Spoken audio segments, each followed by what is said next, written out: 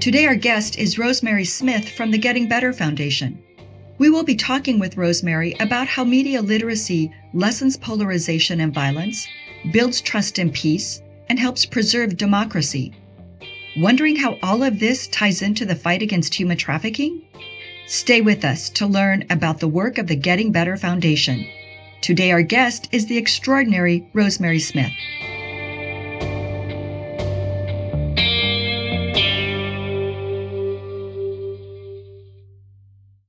One story that wasn't true but that spread virally nonetheless tapped into our innate propensity for outrage. Edgar Welch, after consuming multiple stories online about a child sex trafficking ring, decided to take it upon himself to save innocent children. He armed himself with multiple guns and drove to Washington, D.C. to raid the illicit operations headquarters in the basement of a pizza restaurant. Girls, I love y'all more than anything in this world. I can't let you grow up in a world that's so corrupt by evil. Like I've already told you, we have a duty to protect people who can't protect themselves. That's what I'm trying to do. One of the most striking examples of misinformation gone wrong was about to make national headlines.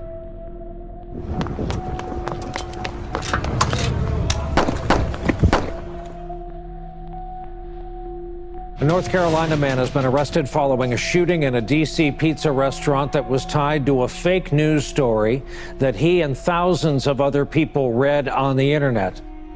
Edgar Welch walked into Comet Pizza aiming a gun and firing multiple rounds. Welch discovered that the restaurant didn't even have a basement, let alone a sex trafficking ring. He apologized and was sent to prison. Luckily, no one was hurt. We used to talk about this divide between the online and the offline worlds, and they really have merged. What happens online has real offline consequences. Welcome, everyone, and welcome, Rosemary Smith. Oh, thank you, Penny. I'm so honored to be here. Well, we are excited to have you here, and I am excited for this conversation. So let's start by laying the groundwork for our conversation by talking about Edgar Welch and why media literacy is so important to the fight against human trafficking and other work being done to save people's lives. Rosemary, share with us the story of Edgar Welch and how false information reported repeatedly on different media outlets led to violence and his 4-year prison sentence. Well, as an introduction, let me start by saying we are all drowning in data and starved for meaningful conversation. And real communication can only occur when there's human connection, like us, Penny. Right. Without connection, there's no influence, no rapport, there's no bond. Bonding can be a powerful and much needed thing because we live in frightening times. Many people, like Edgar, feel they are trapped in a downward spiral. No control. They have no control over their fate, no faith that their leaders can save them or protect their children. So first and foremost, Edgar Welch is a parent. He's a parent. In December 2016, he's a North Carolina man. The North Carolina man filmed a video to his young daughters en route to Comet Ping Pong. It was a pizzeria. And he fired 3 shots from an AR-15 style rifle that struck the restaurant's walls, a desk, and a door. Welch later told police that he planned to self-investigate a conspiracy theory where he'd read online that the restaurant was trafficking children. He wanted to investigate as he lost confidence in law enforcement authorities to get the job done, right? He'd seen this conspiracy theory online, but no law enforcement going in there to arrest anybody. Edgar saw himself as the potential hero, a rescuer of children. He surrendered after officers surrounded the restaurant and arrested him without incident. So no one was injured. And he later regretted and verbally regretted and repeatedly regretted how he handled the situation. But he rejected the news as false news, and he continues to do that after being let out. So this demonstrates how our world's being pushed and pulled apart by not only fake news and conspiracy theories, but online manipulation, sharing of sensational stories over and over again, and an overall lack of media literacy or how we consume those stories. So true, Rosemary. Thinking about Edgar Welch and, the audience is hearing that video clip that you all shared with us. Oh, good. How do we get beyond the QAnon theories and the conspiracy theories that other people are out there committing these acts of violence when there are people that are committing acts of violence, but the truth of those acts of violence, it's not being shared? We're hearing false ideas of what human trafficking is. How do we get beyond this? Yeah, so censorship of sensational stories, of even mis and disinformation, why haven't we cracked down on this is because we have a treasured right to freedom of expression. And that's in the Bill of Rights. That's one of our most important things about being an American in other countries too, is that we are able to, it doesn't mean that it's right. It doesn't mean that we should lie or try to manipulate others, but we have a right to say what we think and believe. And because of that freedom of expression, we don't want a government or a for-profit social media platform telling us what we can say and do online. That right is so ingrained in us as Americans, especially, that it even preserves the right to those spreading mis and disinformation. So, Penny, the solution, and you and I have talked about this quite frequently, our Getting Better Foundation, we're dedicated to building trust through the support of media literacy education. We produce, trust me, and its curriculums written by a nonpartisan news literacy project to bring awareness to people's need for media literacy to foster hope, resilience, lessen polarization, and preserve democracy, but also to empower people with the skills to not only learn what's true on their own and empower them with the truth, but also to help them realize that they are now citizen journalists. Look, we learned to consume new media with the advent of the printing press, then the radio, and we thought, oh goodness, how are we going to consume this vast amount of media now with radio, and then television? Well, we had no idea that the internet was going to feed us media 24/7 like a fire hose. So us learning to consume this new media is an educational process. Mm-hmm. We need to learn how to consume media all over again and how to share those messages credibly using the 7 standards that a regular quality journalist would use, a solutions-based journalist would use. We need to use multiple credible sources to vet our information. If Edgar had checked other sources other than these far right or far left conspiracy theorists and verified that, yes, the FBI looked into it, there's not even a basement there. If he looked at these credible sources, he would have been able to vet more credible information to make his life-changing details. Who wants to go out on a limb, bring arms and weapons, and potentially kill or hurt somebody, right? He did this because he believed he was doing the right thing. Nazi soldiers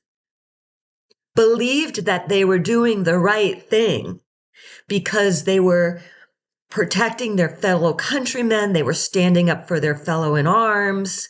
They were fighting against a regime who was going to come after them. We all take up our own arms because we believe passionately about a cause. But unless we use some empathy and some balance in our own reporting styles, avoid bias when we can. We all have bias, but when we read trusted news sources and take the context and share it in documented, fair methods, then we're using the 7 standards of quality journalism. And we need to do that as citizen journalists and be upstanders as opposed to bystanders. Yeah, absolutely. And I'm so grateful you brought up the Getting Better Foundation and would love for you to talk more about that. And I think one of the things that you all do so well are you provide tools. You provide tools to what you call the citizen journalist, but the regular individual, the student sitting in a high school classroom or a college classroom, the adult that is home watching their local news. You provide tools to help us discern information that's out there. Yeah. Some of the things that we've seen over time, and maybe since the beginning of time, is the sexualization of female bodies. Oh, yeah. So what tools are available for people to develop critical thinking skills to overcome media's sexualization of female bodies? You know, the media's sexualization of female bodies is a conversation for all genders because we know that the effects have led to eating disorders, toxic masculinity, suicide, sexual violence, sextortion. We're seeing so many young kids be harmed through sextortion. What tools can we use to help ourselves and others develop healthy critical thinking skills about how we value ourselves, our bodies, and others? Well, you're in luck, Penny. Your question brings up the subject that we saw just 5 or 6 years ago when I came on board at the Getting Better Foundation. There seemed to be a lack of organizations supporting and creating media literacy resources. Well, now we go to conferences and my goodness, the awareness seems to be gathering such momentum. There used to be 100 or 200 educators at these, they were the most passionate librarians and media literacy educators. Now we go, and like next week, I go to Brussels for the Media Literacy Matters Conference, which is supported by the European Union and NATO. There'll be thousands and tens of thousands of participants, governments, international councils, national security experts. They're all in the room talking about resources and how do we narrow them down now because there's so many. But in addition to Trust Me, the film brings awareness to people's need for media literacy just to prevent violence, to create more solutions-based journalism, and News Literacy Project's curriculum and free resources on its website, like Checkology. But we also partner with now the Center for Media Literacy, who has established the original framework curriculum for educators and libraries. So you could teach media literacy in kindergarten by using Caldecott award-winning books, right? By inserting those into the framework. High school, collegiate audiences can then use, collegiate guides to teach media literacy. So this framework serves as just that, like a scaffolding that educators, as they learn more about media literacy, they can bring those resources in. If they have more of a human trafficking interest, they can bring human trafficking resources in with data from, say, for example, Our World in Data, the FBI crime statistics. Those are all listed on our Getting Better Foundation's resources page. And it's www.gettingbetterfoundation.org. And then the resources or blog pages have incredible content. I can't imagine being an educator today because now there's so many resources, but that's a good place to start. And Rand Corporation is a new partner. You might remember them from Truth Decay, which was a partnership with the Department of Homeland Security to demonstrate how domestic violence is now exceeding anything that Al-Qaeda or QAnon QAnon is domestic violence, but anything that a foreign entity can do on our U.S. soil. Now the focus is on domestic terrorism and similar to what you're seeing with the Human Trafficking Task Force. So that Rand Corporation report is on our resources page too. Oh, wonderful. Well, thank you. And that was one of the things that I so appreciated about the Trust Me documentary is, towards the end of the film, you see just how many partners were brought together to create this film, to create the messaging, and what the Getting Better Foundation has been doing in regard to partnering with all of the different organizations that are out there that are working in this area as well. You're not working in a silo. You're actually out there growing the partnerships that are working to put this information together on why media literacy is so important for so many different reasons. It's so easy to become influenced at a young age. And what we see now is young children, they can get around tablets and iPads and smartphones because that's what they're using in school. They can get around those so quickly and so fast and understand how that technology works. And that's a positive thing, but it also comes with the negative thing because humanity is not always the best of us. And humans are flawed individuals. So you've got humans that are also out there operating within this technology platform as well, which brings us, I think, to the next point is how can media literacy build trust and peace? And if you can, share with us a story or two about how critical thinking fostered civil discourse to a positive result. Oh, such a great question. Bridging. Bridging, you and I talked a little bit about bridging off the air. There's an organization called Braver Angels, and they're circulating around the country hosting these forums where they bring Democrats and Republicans and Libertarians and Green Parties, and all these different viewpoints together to create these curious conversations. And they use the word curious on purpose, being curious, not furious, allowing ourselves to be curious why someone thinks a certain way that's different than us and not being furious with them because that other person has lived a life. Mm-hmm. That other person has come about their opinions because maybe they were brought up a certain way. Maybe they practice a certain religion. Maybe they had certain traumatic experiences in their lives that's causing them to act a certain way. A wise woman who I believe we both know gave me this little tidbit. Picture walking down a dark path. Okay. Mm-hmm. Someone comes from the opposite direction and shines a bright flashlight into your eyes. You'd probably cover your face with your hands and back off, right? Mm-hmm. This is what happens when you try to change someone's opinion with facts, figures, data, and your own opinion. You start spewing, well, FBI says this, and this is the truth about human trafficking, and people shut down when we spew facts to them, unfortunately. Instead, picture that same dark path and someone comes along to shine a flashlight on the dirt road in front of you both. You'd be more apt to follow that guide. And this is what happens when we respond, instead of correcting someone with differing opinions, with curiosity. So a simple question like, I'm curious, how'd you come to that conclusion? Or what life experiences have you had that led you to your beliefs? What happens is this enables the conversation to continue to bridge into a story.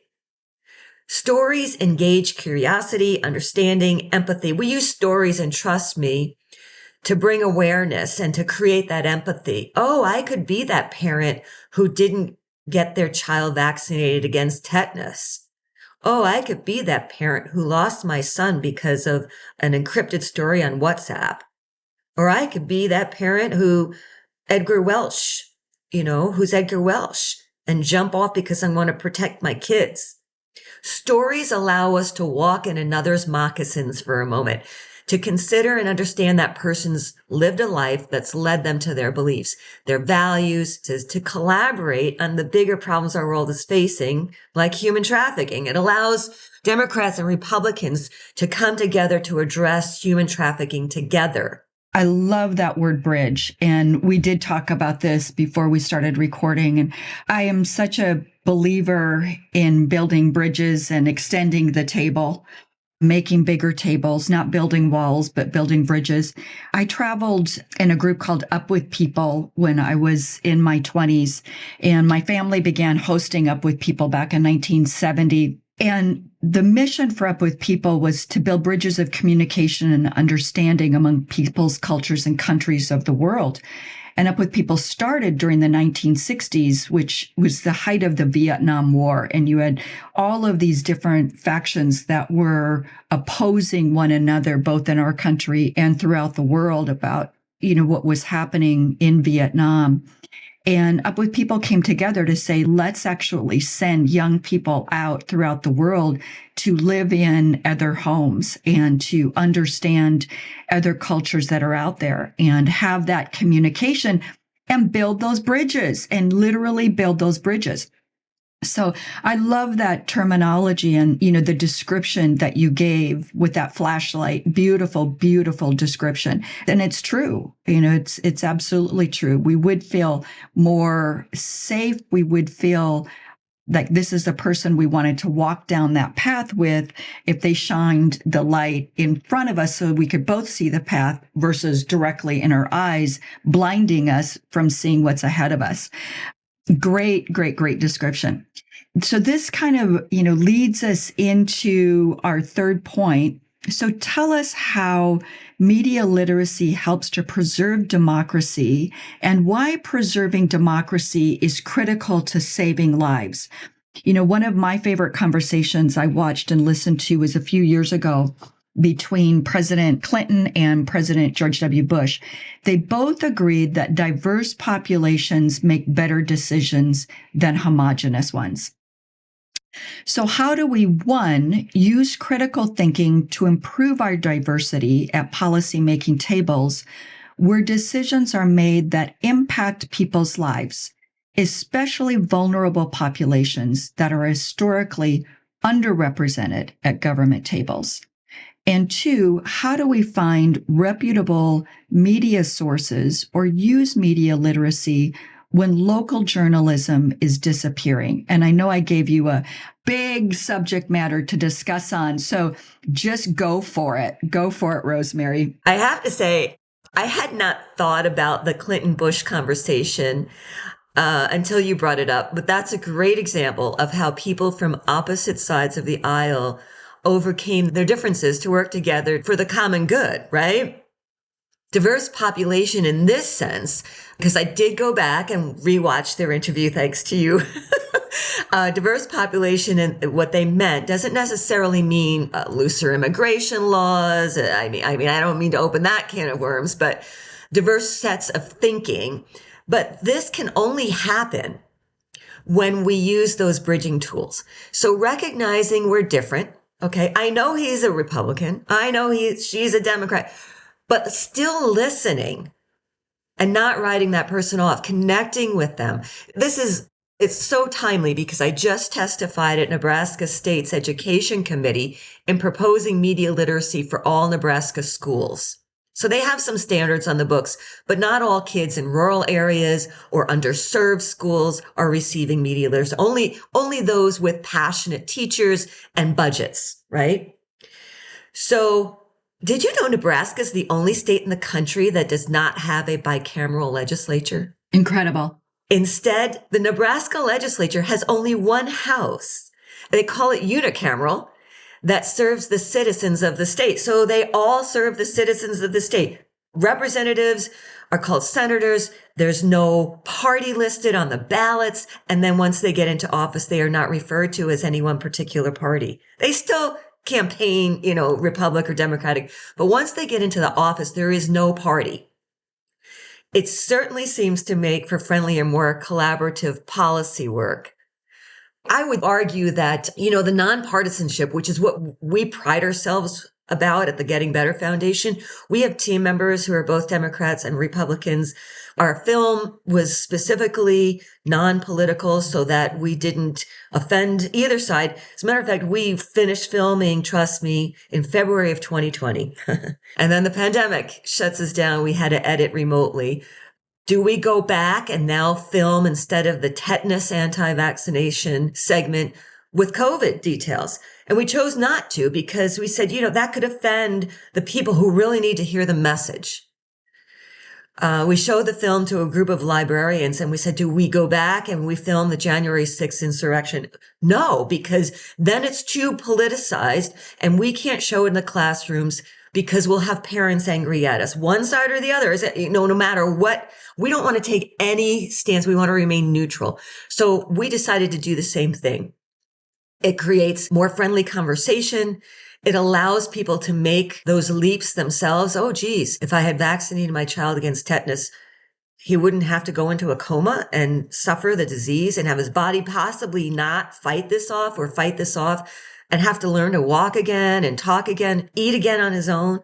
They make that leap themselves. Oh, this was totally preventable if we'd embraced modern medicine. So it plants that little seed. You don't have to argue about it. Should you wear your mask? Shouldn't you wear your mask? Should you get a COVID vaccination? Should you not? No argument. Make your own decision. That's what's critical thinking. Think for yourself. Yeah. I just wanted to share with our listeners too, the subject you're talking about from the film Trust Me about the vaccination. And remind me, Rosemary, this was in either New Zealand or Australia, wasn't it? This wasn't in the United States. Right, New Zealand. Listeners might think that the situation and the example you're talking about from the film might have been in the United States. But this really tells us that the conversation we're having really is global. It's global. And this particular incident you're talking about from the film, which I thought was such a powerful story that is told throughout Trust Me, and beautifully told throughout Trust Me. Rocco Bellick, the director, did an absolutely outstanding job of weaving this family story throughout the telling of the entirety of all of the different stories that are told in Trust Me. Yeah, I wanted to make that point that this was an example of something that had happened in an entirely different country. Yeah, if we think we're being subjected to mis and disinformation, we screened the film and hosted media literacy workshops with educators in Romania, in Armenia, in Poland, in Greece, and we're working on a project in Bulgaria. If we think we are subjected to mis and disinformation, just think about the Ukrainians. Putin's been waging a propaganda war for decades. Yeah. Do you think he just marched in with tanks one day and decided to take back the Ukraine? No, he undermined their society by getting people to fight against each other, against their neighbors, against their families. I mean, they were fighting internally, so he could just kind of march right in and say, okay, yeah, we're recreating the USSR. We're taking back the Ukraine. So propaganda is not. I mean, it's the same with Venezuela. Yeah. It's the same with Venezuela and some of the other countries too. And I think that goes back to the point that you've been making so brilliantly and that we've been talking about is that when we talk about technology and when we talk about receiving information over social media, because we're told, statistics tell us that the majority of, especially young people, but the majority of people right now are receiving information through social media sources. And so what we know is that this is a human issue. You got it. This is something all of humanity is battling and dealing with right now. And we as a collective global unit need to start finding answers to this because people are being hurt and injured and people are being harmed as a result. But Rosemary, go ahead. I interrupted you and wanted to let you have the opportunity to finish your points. Well, and your point is a great segue into us finding a way to support credible journalism. Because a credible journalism, a free press is crucial, again, going back to the Bill of Rights, to what events are affecting or can affect us and our families. And it protects justice and a fair democracy. The advent of the internet changed the model for credible journalism too. It used to be that all news was released at the same time, right? 5 a.m. newsstand openings meant reporters had a 5 p.m. deadline the night before. We all rushed to the newsstands and we chose what paper we wanted to read by the headlines or how credible their journalists were, how credible we felt they were. We wanted to make sure their stories were well researched, parties were interviewed, facts checked, editors had their say, and that the stories were written with a little care, truthfulness, utilizing those 7 standards of quality journalism.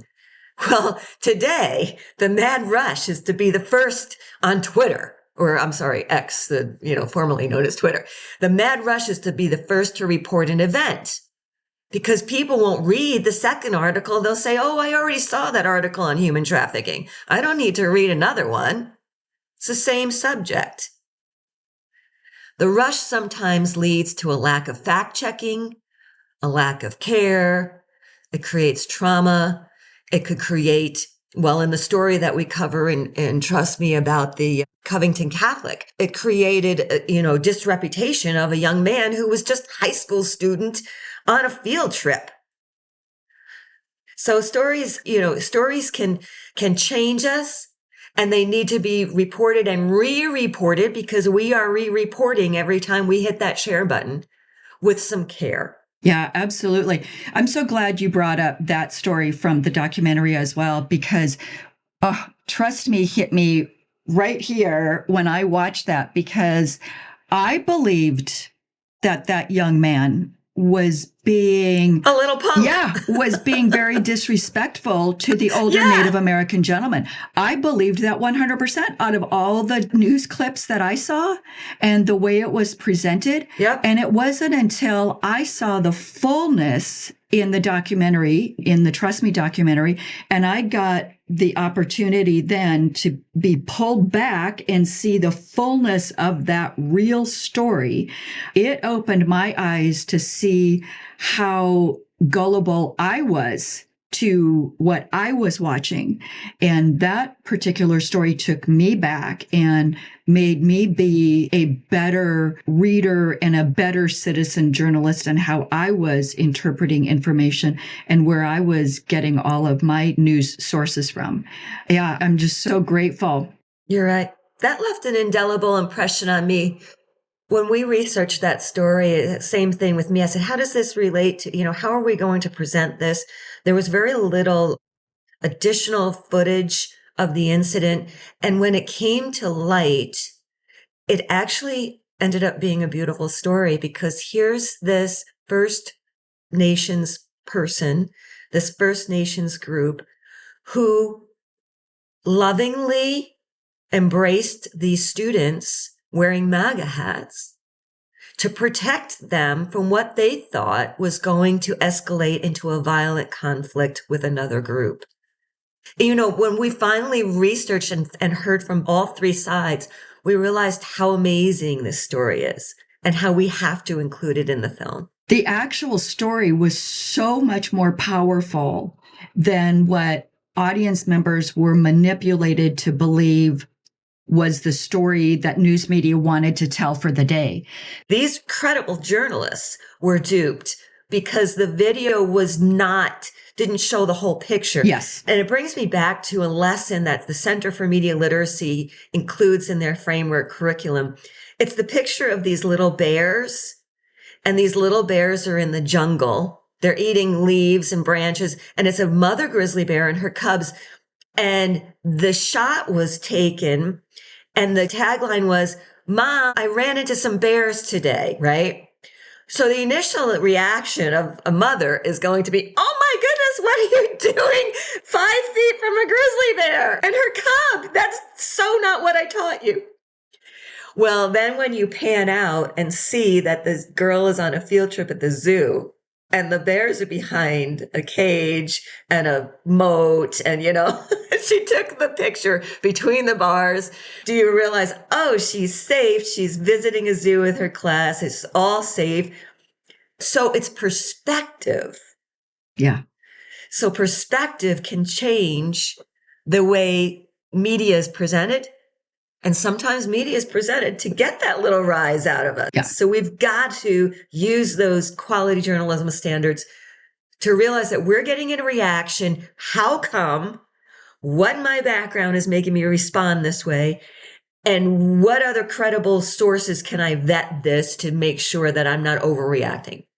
What a beautiful transition into the last point that we were going to be talking about on the podcast today. And as always on this podcast, we tell our listeners how they can combat human trafficking in their own communities. And tools you have brought us today are invaluable in the fight against modern day slavery, the literal loss of individual freedom. Fact-based education is key to ending human trafficking. So the fact that most victims of domestic human trafficking are first sold by a family member or someone they know, love, or trust tends to get lost when media is reporting on the Jeffrey Epsteins or a sex trafficking ring in a Comet pizza parlor. Fact-based information tends to get lost when media is reporting on the little snippets out there that can draw people's attention much more quickly. Yeah. Because they know they've got just seconds now, because our attention span has so dramatically decreased. The media knows they've got just seconds to grab our attention. So the bigger the soundbite, the faster they're going to get that little bit of time that we're wanting to give to media today. So what can we use? Where can we find the information? Where can parents find information and tools to help their children discern between fact-based information and those sound bites that are just meant to grab our attention and really nothing else? Answer: it's not an easy or quick fix, right? A media literacy is something that's honed. Yeah. But it is like reading, writing, and arithmetic. Once you learn it, you're always practicing it. So it's not something you really have to consciously spend hours a day honing. When you're a student, you're learning it, sure. And we have to understand that media's job is not to report on the thousands of airplanes who take off and land safely every day.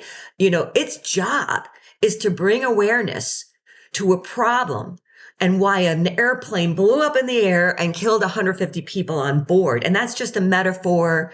And Jeffrey Gentleman explains this really well in the film. He's a New York Times Pulitzer Prize winning journalist. But their job is to report on that so that we bring awareness to the fact that there was a defect in that plane or that pilot or that process that hurt people. And that by bringing attention to it, that's where solutions come to play. That's what holds legislators accountable to fix things so that they protect us and make it a safe world for us and our families. We have to understand that that's what media's job is to do. It's to bring our attention to those quirks that are happening. It's to bring attention to war and poverty and famine, which are getting better if you look at the long-term trends. But until you hone media literacy skills, an organization like Ad Fontes Media, their bias chart on our www.gettingbetterfoundation.org resources page can help. They show bias in media, and it's up to us to say, oh, maybe I'm reading a little more Fox News lately. Maybe I'm watching a little more CNN. Why don't I look at what the other opinion is saying? And, maybe I can come further center in my own beliefs. Because when we come further center, that's when the magic happens. That's when we end up collaborating with others and we can solve the problems in our world. But organizations like that Braver Angels, who we talked about earlier, they report media stories from both angles, and then they let you discern which aligns with what you value, who you should vote for because they align with what you value. These days, trust is the highest currency. The level of trust we win or lose is proportionate to the quality of our communication. And coincidentally, when people are empowered with media, information, and digital literacies, they learn to trust one another more. That connection happens, that bridging you and I talked about. And it's not easy to hurt another when we know that other person. Yeah. Studies show even if that relationship is superficial, like exchanges with our coffee barista, right?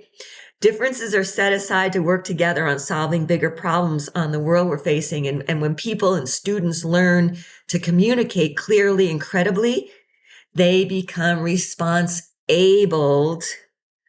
They are armed with advantage across borders, genders, age, nationality, and wealth disparities, and they rise to become the best version of themselves. Yeah, I so agree with that. Rosemary, you have shared so much information with us today that we can really expand on. And I'm hoping that our listeners will do so and will go to your website. And we'll certainly be promoting your website and the information you're doing on our website. But I just want to thank you so much, Rosemary, for being with us today. And thank you to all the work that's happening at the Getting Better Foundation. And for those that are hosting screenings of Trust Me documentary, thank you so much. And Rosemary, can our listeners find where screenings are happening of Trust Me documentary on the Getting Better Foundation website? I'm assuming they can. For the most up-to-date screenings and events, I would go to our Facebook, Instagram, LinkedIn, Twitter pages. We're working with an intern to even create some fun TikTok contests to make media literacy and current news events more fun, put joy back into reading the news. But our links to all our social pages are on that gettingbetterfoundation.org website. And just to leave, your listeners with a little positivity, because it's not all doom and gloom. Things are getting better. It's in our name. But there are big brains and big agencies working on digital intelligence solutions. But let's empower ourselves with media literacy and education. In the meantime, students are starting to get it in their schools. We as adults need to also educate ourselves because we're typically not going back to school. And communication is about creating clarity where there's confusion. So we need to learn to be better communicators, create relevance when people feel disconnected. That seems to be a big driving trend with human trafficking, with runaways. Most importantly, it's about inspiring people to achieve things they never thought possible so they don't listen to somebody who's trying to lead them astray. That's hope. And that's what I think media literacy does. Yeah. Oh, and I love that you just used that word hope, because I really want to make sure people are clear on this as well. Trust Me documentary is a film of hope.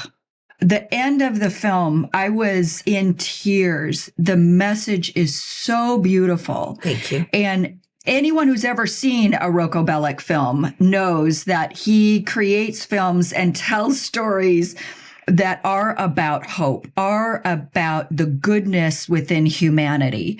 And that is one of the things that I find Trust Me is so powerful in the way that it separates itself from so many other documentaries that are out there that do bring us only the doom and gloom. Trust Me documentary brings us the downside of humanity, but shows us that really the depths of humanity, it really is about goodness for one another. Yeah. And that in the depths of our humanity, the truth is that we really do want to see good things for your family, for my family, for one another, and for the communities in which we live. Sure. I can't stress this enough. Please see this film, get online, figure out how you can bring this film to your community. Rosemary's going all over the world, showing this film and screening the film and talking with both young people, middle-aged people, older folks. It's a movie for every age group that's out there. So I've said it before, Rosemary, and I'll say it again. The message you bring, it is the message of our time. It absolutely is. Thank you for partnering with the Yellowstone Human Trafficking Task Force and for being our guest. We will provide contact information for the Getting Better Foundation on our website at yhttf.org. So thank you again, Rosemary, for being with us. Thank you to the Getting Better Foundation and for all you are doing out there.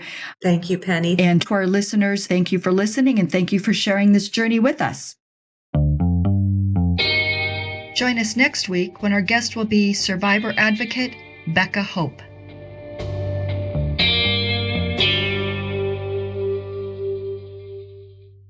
If you suspect labor or sex trafficking in the state of Montana, please call 833-406-7867.